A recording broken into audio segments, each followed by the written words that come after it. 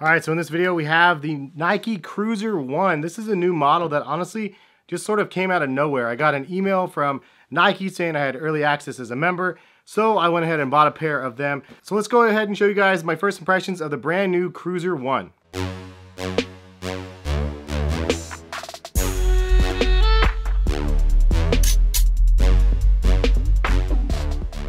What is going on, guys? Hass here, CollectiveKicks.com. If you guys want to shop this week's top sneaker deals, check the link in the description. Happy shopping. Also, be sure to check out the Black Friday deals that will be coming up next week. I will be posting a bunch of them for any of the sneaker stuff that end up coming up for Black Friday. But in this video, we have the CruzrOne, which is the new Nike model, as I already told you. And the box price, as you can see here, is $150. And I got a size 10. I also got a size 9.5. I got two different colorways to show you guys. So first of all, this is the pure platinum colorway, super clean, super simple, real wild looking design with the dots all over the midsole. This one has an interesting paper on it. It has a sloth and a turtle, which is not the fastest type of animals out there. And there's also a scan tag here, so we'll get that in a minute.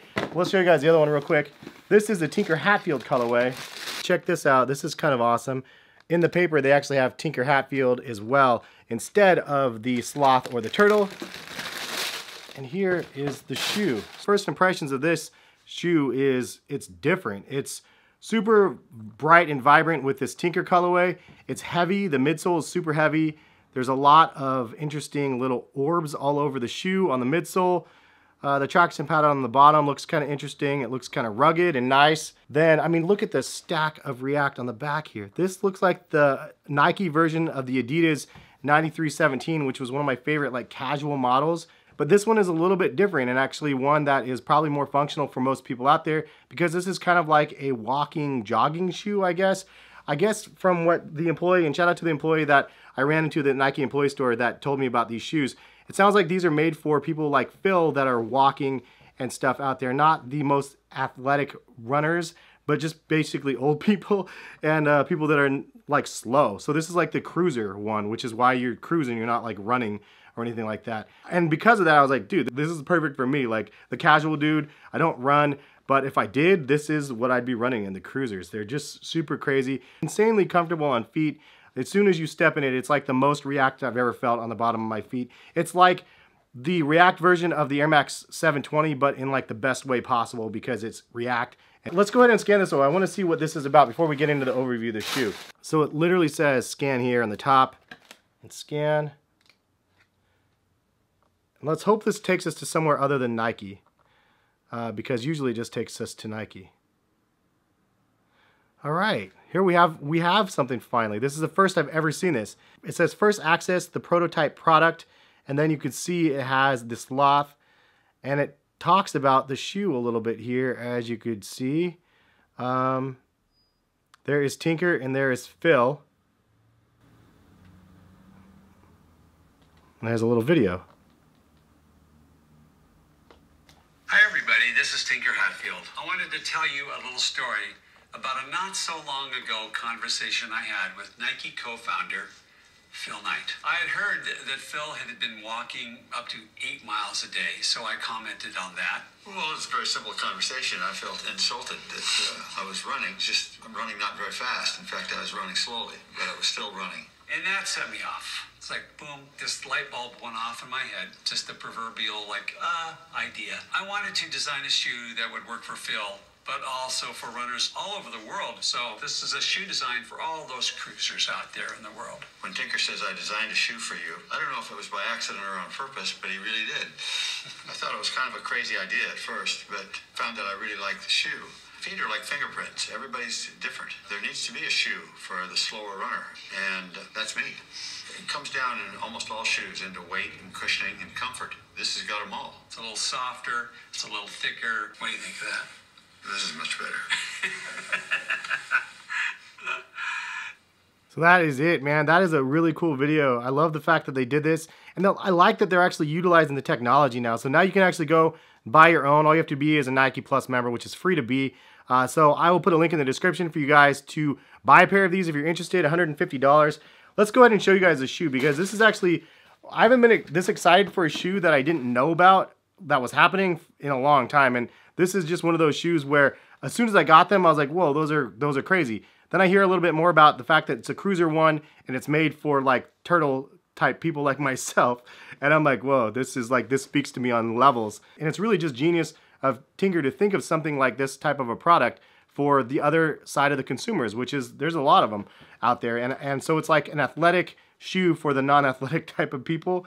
I love Tinker, man. It was kind of misleading a little bit because the Cruz, obviously there's other Cruz shoes out there, but obviously you could see from the thing it's Cruiser and then One because it's the first edition of it. This, as he said, is the Tinker Hatfield colorway, and it's super bright and vibrant. You have a little bit of hyperfused material along the side and then the toe box section. Then you have a nice mesh up through the tongue. It's attached all the way around and it's encased in this little cage here. And the cage is pretty minimalistic, but it's there. You have a Nike swoosh, nice placement right there, as well as on this side of the shoe, and some perforated holes throughout, which the circles are definitely kind of the theme of the shoe. And speaking of, there you have it on the back as well. This is the part where it almost lost me, which is that weird fuzzy liner. And I guess from what they said, Phil doesn't like to wear socks when he runs. Is that true or not? I don't know. That's what I heard. And so they made these fuzzy, so it's basically like just wearing these without socks, I guess. I don't know. It looks like a teddy bear, but honestly, you don't notice it too much when you're wearing them. And I like that part. Like from here, you wouldn't even notice. You get a little bit closer, you're like, oh, Fuzzy Wuzzy was a bear. Like you could totally see that it's fuzzy looking. But that's the only aesthetic I don't like about the shoe. The rest though is massive, which is this React midsole. I mean, look at how ridiculous this thing is. And you have some cool curvature lines back here. All the dots on the bottom again. Let's see, there's 2, 4, 6, 7. And most of you guys won't remember, but back in the day we had the Alpha series, which is one of my favorite to date. It just was such a cool like design concept of innovative stuff. And you could see on the Air Max 120s, 5 dots, and then also on the Citizens right here has a 5 dots. Both of these shoes are just super dope to me. I love these from back in the day. But I love that there's kind of like a nod in a sense to the Alpha series. Not really, but reminds me of the Alpha series, so I'll take that. There's a Nike React logo right here.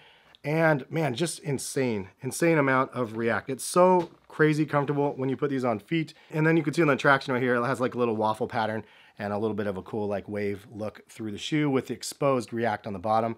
But man, these things, as soon as I put them on feet, I was like, wow, they are crazy comfortable. They felt really good, and they're not the lightest shoe. And again, they remind me of the 9317s, but with more curvature. For a lot of people, the 9317s from Adidas Boost were really nice, but they were a little bit flat-footed. These have a little bit more curvature than those, so I think that these would probably fit more foot types. And this is like more of like the athletic version of that, I guess, if you will, which is kind of perfect. It's kind of what I've been waiting for. So this is just an amazing shoe, man. I'm really impressed with what we got. Then you could see on the insole here, it says CruzrOne on this colorway.